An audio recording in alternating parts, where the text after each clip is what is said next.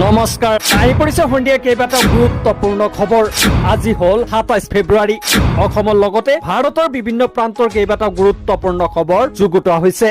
আহি পৰিছে সন্ধিয়াৰ প্ৰথমটো গুৰুত্বপূৰ্ণ খবৰ মুখ্যমন্ত্ৰী ডক্টৰ হিমন্ত বিশ্ব শৰ্মাৰ কেইবাটাও ডাঙৰ ঘোষণা 10 মাৰ্চৰ দিনতে 11 বজাত ৩৯,৭০,০০০ অৰুণোদয় হিতাধিকাৰীয়ে পাব ৯,০০০ টকা হয় ঠিকই শুনিছে মুখ্যমন্ত্ৰী ইতিমধ্যে ডাইৰেক্ট ঘোষণা কৰিলে 10 মাৰ্চৰ দিনত 11 বজাত আপোনালোকৰ একাউণ্টত সোমাব ৯,০০০ টকা কেনেকৈ আপুনি লাভ কৰিব এই ৯,০০০ টকা ৩৯,৭০,০০০ অৰুণোদয় হিতাধিকাৰীয়ে পাব এই ৯,০০০ টকা একেবাৰে 10 মাৰ্চৰ দিনৰ 11 বজাত সোমাব আপোনাৰ একাউণ্টত ধন মুখ্যমন্ত্ৰী কৰিলে ঘোষণা কেবিনেটৰ বৈঠকত অন্তত মুখ্যমন্ত্ৰীৰ এই বৃহৎ ঘোষণা কৰে কেবিনেটৰ বৈঠকত অন্তত মুখ্যমন্ত্ৰী এনেকুৱা ঘোষণাক আপুনি কি বুলি গৰিহণা নিশ্চয় এটা কমেন্ট কৰিব আৰু ভিডিওটো যিমান পাৰে শেয়াৰ কৰি দিব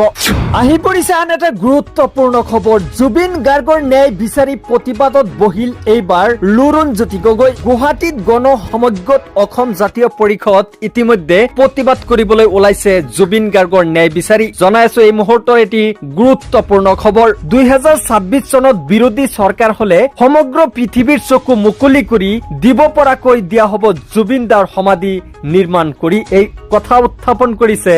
লুৰুণজ্যোতি গগৈ জুবিন ক্ষেত্ৰ পৃথিৱীৰ ভিতৰত এনেকুৱা এটা ক্ষেত্ৰ বনোৱা হ'ব যাতে পৃথিৱীৰ মানুহে জুবিন ক্ষেত্ৰ চালে এবাৰো মনত কৰে অসমত জুবিন ক্ষেত্ৰ আছে বুলি এই কথা উল্লেখ কৰিলে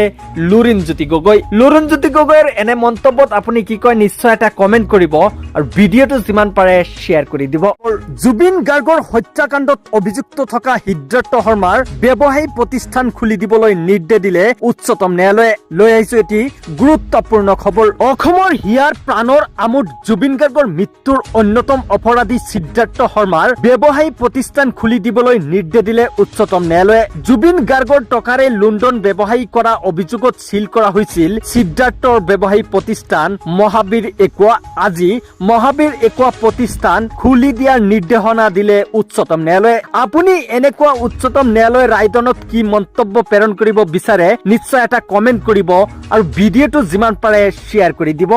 আহি পৰিছে আন এটা গুৰুত্বপূৰ্ণ খবৰ জুবিন ক্ষেত্ৰৰ সন্মুখত প্ৰাণৰ শিল্পীৰ বেনাৰ ডাকি লগাইছিল নিৰ্বাচনী বেনাৰ চৌদিশে চৰ্চা হোৱাৰ পিছতে প্ৰশাসনে নিৰ্দেশনাত অৱশেষত আঁতৰাই দিয়া হল নিৰ্বাচনী বেনাৰ অতি হিয়াৰ আমোদ প্ৰাণৰ শিল্পী জুবিন গাৰ্গৰ বেনাৰ সন্মুখত কেনেকৈ লগাব পাৰিলে নিৰ্বাচনী বেনাৰ আপুনি যদি এজন প্ৰকৃত জুবিন অনুৰাগী আৰু জুবিনৰ মৃত্যুৰ ন্যায় বিচাৰে এনেকুৱা কাণ্ডক আপুনি কি বুলি গৰিহণা দিব নিশ্চয় এটা কমেন্ট কৰিব আৰু ভিডিওটো যিমান পাৰে শ্বেয়াৰ কৰি দিব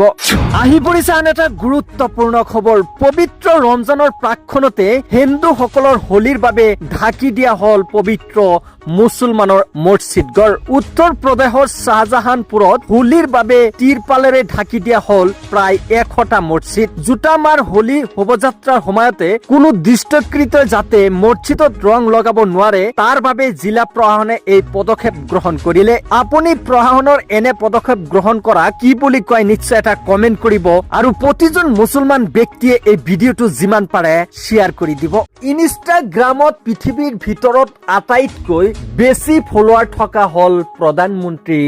নৰেন্দ্ৰ মোদী হয় ঠিকই শুনিছে ৰাজনীতিবিদ হিচাপে পৰিগণিত হৈছে প্ৰথম গৰাকী প্ৰধানমন্ত্ৰী নৰেন্দ্ৰ মোদী ইনষ্টাগ্ৰামত 10 কোটি ফলোৱাৰ লাভ কৰা প্ৰথমজন বিশ্ব নেতা আৰু ৰাজনীতিবিদ হিচাপে পৰিগণিত হৈছে প্ৰধানমন্ত্ৰী নৰেন্দ্ৰ মোদী আপুনি যদি এজন প্ৰধানমন্ত্ৰী হিচাপে নৰেন্দ্ৰ মোদীক ভাল পায় তেনেহলে আজিৰ ভিডিওটো শ্বেয়াৰ কৰি কমেন্টত এটা নিশ্চয় শুভেচ্ছা জনাবলৈ নাপাহৰিব কঠোৰ হৈ পৰিছে দেশৰ সৰ্বোচ্চ ন্যায়ালয় হিন্দু মুছলমানৰ ৰাজনীতি কৰিব নোৱাৰিব কোনো বিধায়ক মন্ত্ৰী লৈ আহিছে এটি গুৰুত্বপূৰ্ণ খবৰ মুখ্যমন্ত্ৰী বিধায়ক নেতাৰ মুখত লেকাম লগালে সৰ্বোচ্চ ন্যায়ালয়ে এতিয়াৰ পৰা কোনেও কৰিব নোৱাৰিব সাম্প্ৰদায়িক মন্তব্য জেল পৰ্যন্ত যাব লাগিব মুখ্যমন্ত্ৰী তথা মন্ত্ৰী